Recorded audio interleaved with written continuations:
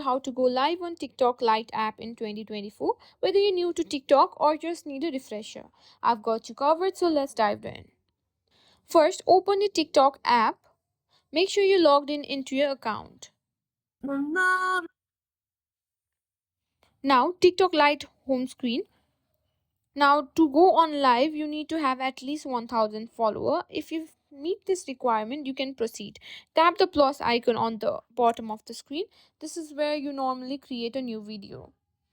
Now swipe to the live option. If you don't see it, it means your account is not eligible to go live.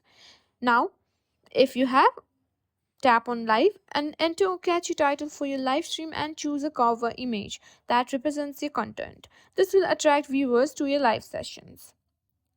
Once you're ready, tap the go live button and you'll be streaming to your followers in real time. And that's all there is to it.